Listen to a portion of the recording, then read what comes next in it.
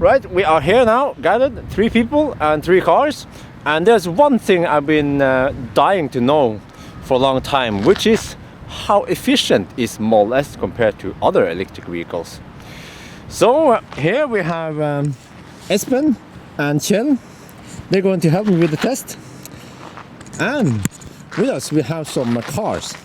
So the red one is a P85D loaded with stuff, children and all that. And the middle one is a 70D, also loaded with lots of stuff. And the last one, which I will be driving, is the BMW i3. And we all know that the i3 is ultra light compared to Tesla, of course, but also compared to other cars. So this is going to be an interesting test. We will drive about 50 kilometers from Bodø to Fauske and then back again to compensate for wind, elevation and all that stuff. And also during the trip we will have long enough distance between the cars so we don't get any drag advantage. So anyway, what do you guys think? Oh, by the way, I forgot to mention, we have checked the weight of the cars. So the P85D weighs 2,000 with driver, it weighs 2,460 kilos. That's a lot. 2,460. The 70D is loaded with tools and stuff in the back and also some cables and stuff in the front. So even though it's a 70D, it weighs 2,380 kilos with driver. And as for the i3, it weighs only 1,360 kilos. So it's lighter. The P85D with stuff is almost twice as much as the i3. So yeah, what do you guys think? I'm not sure. We will drive in really slow, so not too fast. So well, okay. We will have air conditioning on and all that stuff, and we will drive in normal speed. You know, go with the flow. There is no motorway. Yeah, no motorway, yeah. But the drag on the i3, I mean the drag coefficient is not as good as the other cars, but it is lighter. Yeah. So I'm curious. Yeah. I'm not sure. Okay. Maybe the 70D. Do you think it's 70? Maybe. Okay. Well, I think the i3 will be more efficient. Yeah. Now, when that being said, huh? I agree to that. But I'm not going to drive economical. Yeah. So i3 and then 70D, and the most consuming one is P85B. That's our guess, right? Yeah. And of course, during this trip, we will use range mode on the Teslas. In that way, only the front, most of the time, the front motor will work, and the front motor is more efficient than the rear. So this is going to be interesting. All right, so I reset the counter and I have 87 kilometers of range. So that's the life of the i3. But anyway, I also set the temperature 21 degrees Celsius automatic. I also asked the other guys to set it on automatic 21 degrees Celsius, and they're going to be using range mode. And I will also set it to Eco Pro. Yeah, since the other guys are using range mode, Eco Pro will also limit some of the air conditioning effect. So yeah, now we are good to go. So now we are ready for this 50 plus kilometer trip, and we are just ready to start with the reset trip. Yes, before I reset my trips, I have, as you can see, 247. It's been driving in really quite harsh conditions, so I don't think it's too bad. And then they're driving quite, fast too. So we are only 2,450 kilos, so we're ready to go to Fauske with those 2 other cars. I have my 2-year-old in the back seat, so I hope she don't think it gets takes too long. Tuva, are we going to drive a little trip? Are you there? I see you. Oh. Okay. So we're just waiting for Björn to drive. And I'm quite curious about the consumption. It's the maybe the 70D, but I think it's, yeah, here we go. Alright. So, how do we get up to here? This way, I guess? I'm not too familiar in this area. Alright, okay, yeah. Do that roundabout. Oh yeah, and immediately the consumption will go sky high, but that's fine, that's fine. That's why we are doing a long trip, because consumption will even out after, yeah, at least after 50 kilometers should even out, and also after 100 kilometers, yeah. But the round trip will be over 100 kilometers, and as you notice, I only have 89 kilometers of range, so I have to top up at a gas station in Fauske. That's fine. About 5 minutes should be good, yeah, on the charger. Well, this one uses CCS, but it's a fast DC charger, 50 kilowatt. Alright, we are 5 kilometers into the trip, and the trip meter says, well, about 180. Well, I'm gonna go with a Tesla terms, so 180 watt hour per kilometer. Yeah, I wonder what the other cars have. This is not, it's not that low. I mean, I would assume that the 70D actually has, I don't know, as low as me, maybe lower. But you see, yeah, the consumption fluctuates a lot because we are still early in the trip, so that's why we have to do a long trip. Well, just started to drive, driven 5 kilometers, and consumption is 247. Björn is straight ahead of me, doing about 70.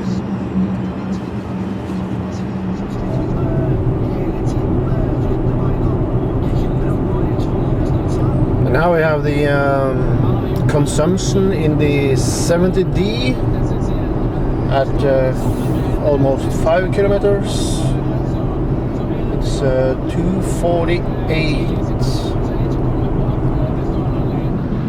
As you see here, we're actually going with the traffic flow.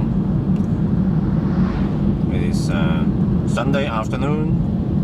Time is 3. So it's still winter here, February.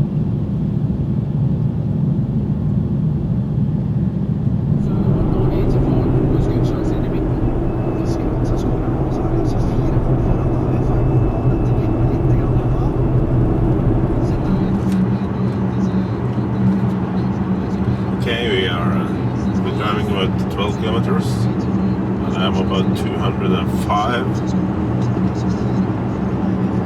Björn is right in front of me. The 70D behind. It's nice weather, it's wet. It's still about 1 degree. And here we comes to the toll road. It's 21 kroner, but we don't pay anything. New bridge makes the way to Fauske, about 2 kilometers shorter. There's the next tunnel that makes the way 8 kilometers shorter, so it's actually been 10 kilometers shorter in the last 5 years. Okay, it's quite nice. We are getting close to Tvælandet now. Trip meter says Let me zoom in around. Okay. 13 kilometers. Whoa, that's low. 155 watt-hour per kilometer. Whoa, yeah, that is really low.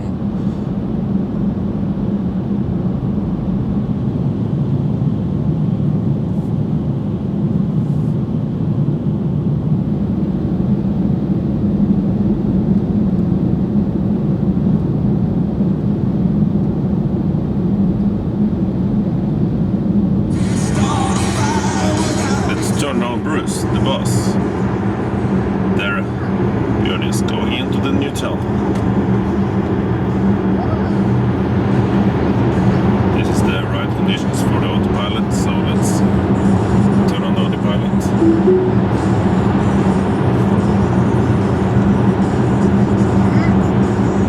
The autopilot is doing all the driving. You have to keep your hands on the wheel at all times.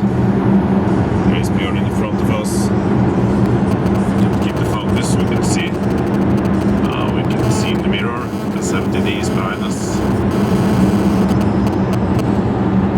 The consumption is 209.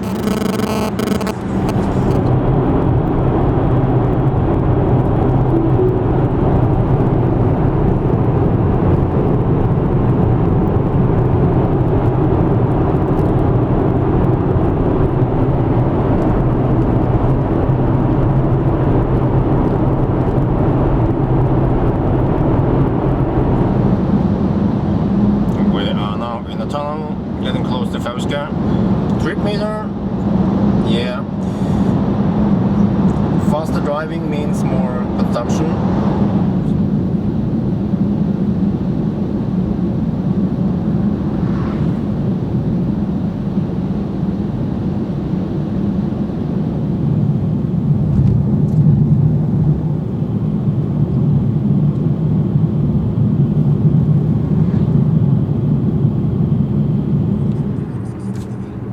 Well, I'm sure Björn wants me to film this. We have now reached Fauske, and its consumption is 197. We are in the first turnaround here in the Marmor city.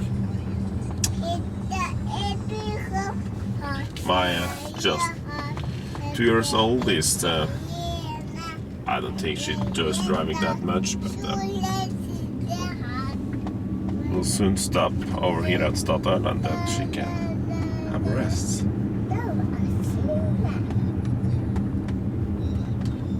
Okay, 197 when we reach Fauske. We're gonna put some juice on that i3, and then we're going to head back to Bodø. Okay, until then.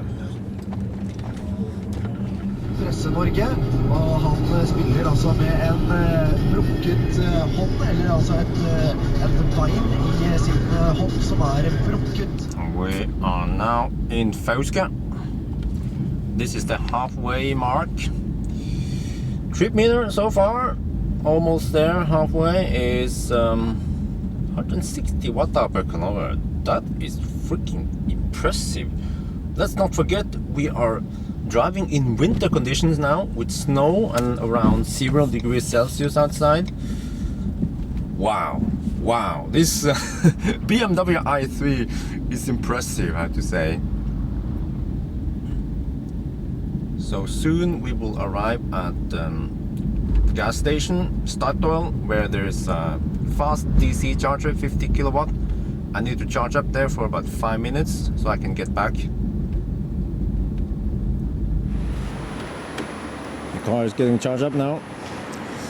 The two Teslas, they don't need to charge because they have such a huge battery. But this one, yeah, I'm using the CCS combo plug. You can see here in the display, we have 51% state of charge. It's going to take 20 minutes to charge fully. And if you look inside the display in the car, you can see how many kilometers. I think I need about 60, well, actually I have enough now, but let's just make it 70 or something, just to be sure.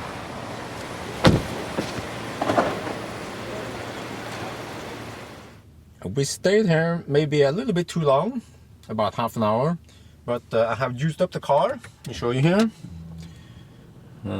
More than I needed. Oh, come on. So I have 95 kilometers range, and it's probably close to, yeah, you see, about 80%. And actually, yeah, I'm not sure about this test because, well, I have to stop this one or otherwise.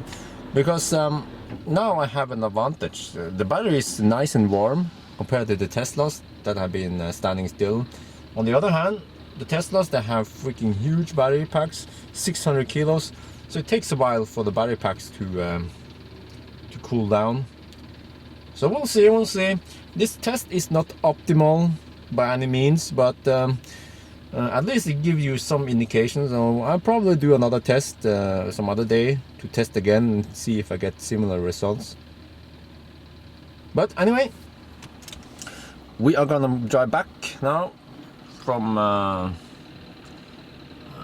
Fauske to Bodø, another 50 kilometers, and see how it goes.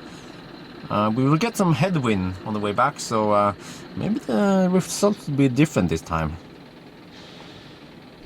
Sagosen over til Rankin. Får ikke gjort noe med det. Sagosen tilbake til Sølven, og så kaster Norge bort ballen. Og så kaster Norge bort ballen.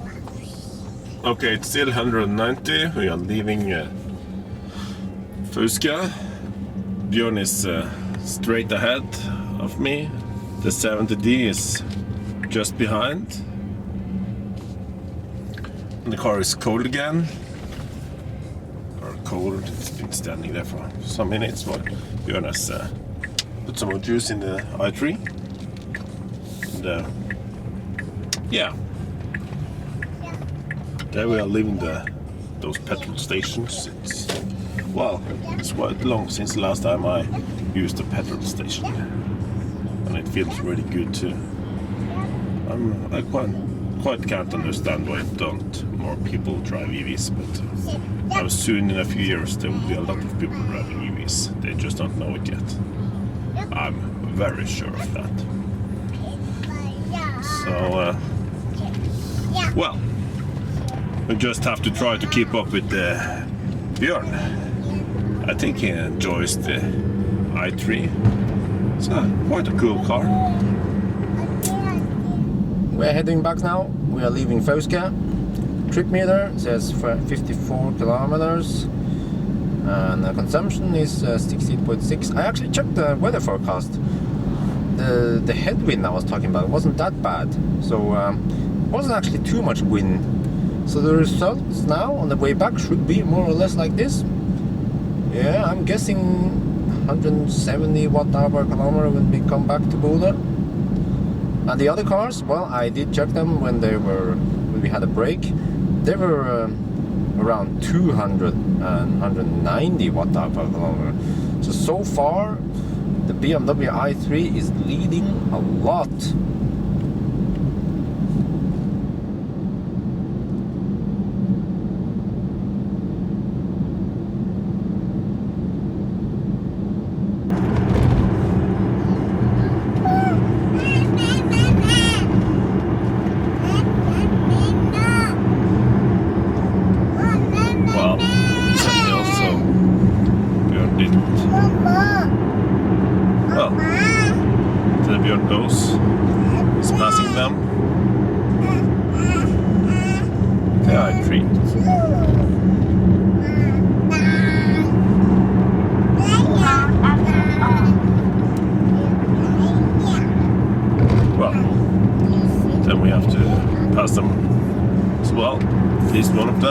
The consumption is at the moment 200. Oh, sorry about that. Focus.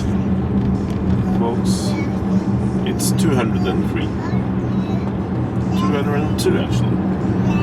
And there Bjørn takes over a couple of cars again.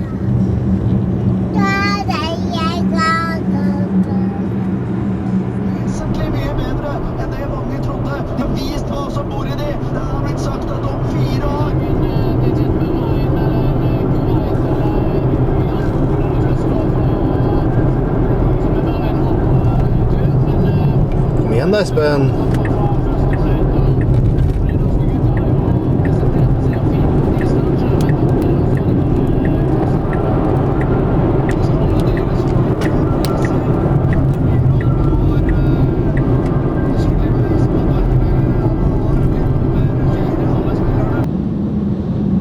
We are about halfway now back to Buda, and if you look at the trip meter, okay, there, we're done 80 kilometers, and the consumption stays around 166, 65.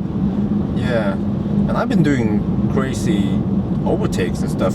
I haven't been saving energy on this trip, so this is quite interesting. I was really surprised because I would expect this i3 to use similar to the 70D because of aerodynamics, but I guess yeah, it's a bit disadvantaged for the other cars that they have some luggage load. They have like 100 to 200 kilos of luggage compared to this one, which is almost empty. But then again, yeah, how much does that count? Oh yeah, and by the way, the P85D, the red one, has studded tires, whereas the 70D has studless tires. And this BMW is also equipped with studless tires.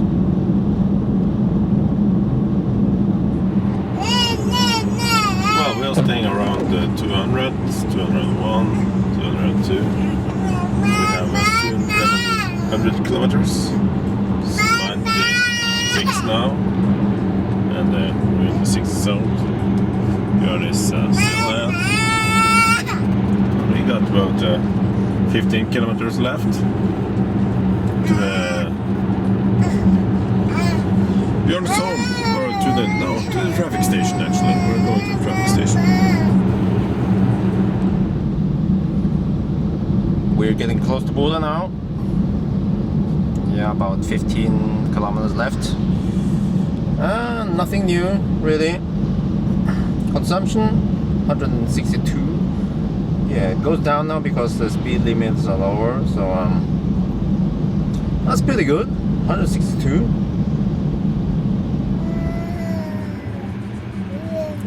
Okay, we are almost back in Buda. Björn is staying here with his i3 just beside me. And well, okay, but just to see, it goes quite fast, you know.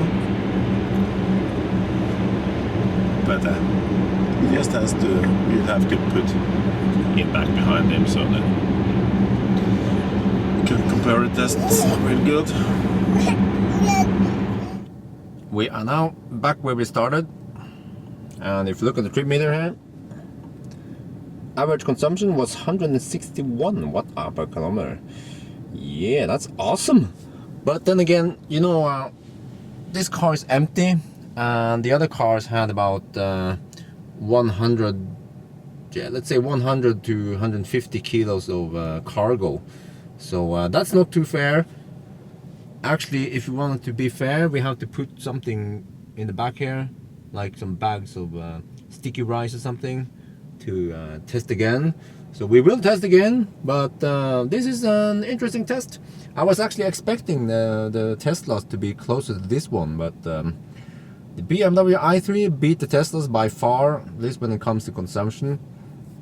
As you see, well, okay, this one, the speed is getting messed up now, but we had about 70-ish kilometers per hour average speed during this trip, so it wasn't too high.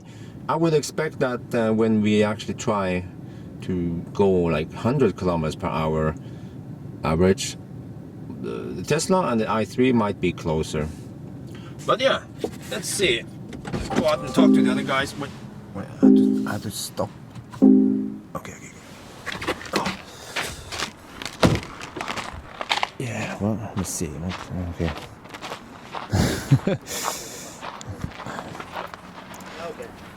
But then let's not forget that the P85D is 1.8 times more heavy than the i3. So in a way you could say that, oh well, okay, the P85D consumes more energy, but the for the weight, it is quite efficient. Yeah, and we still haven't tested how it performs at higher speed, let's say 100 to 120 kilometers per hour. So, what was your consumption, Espen? It was, I'd hoped for 199, Okay. but I ended at 201. 201. 201. So, 201. it ain't bad. Well, for a heavy car like that, with stuff in it. And what about you, Kjell? 195. 195? Yeah. Ooh, that's better then. Yeah? But I think I could be a little bit lower because I at some red lights I have to Oh, yeah. push it a little bit. Yeah, that was a bit unfortunate, yeah. Yeah. But, well, I ended up with 161. So it's pretty good. Yeah. But we need to do more tests. Yeah. We're not done yet. So this is, like I said, it's like the best case for the i3 now and almost the worst case for the Teslas. Yeah. It was good result. Yeah, it was good Good result. result. Better, I didn't think it would be that good. Yeah. It's well, they should be proud about that because it's well, it's not made for speed, I think, with that front, but yeah, Yeah. better than expected. Yes. Okay, well, thanks you guys for the help and we'll see you soon again. Yeah, thank you. Thank you.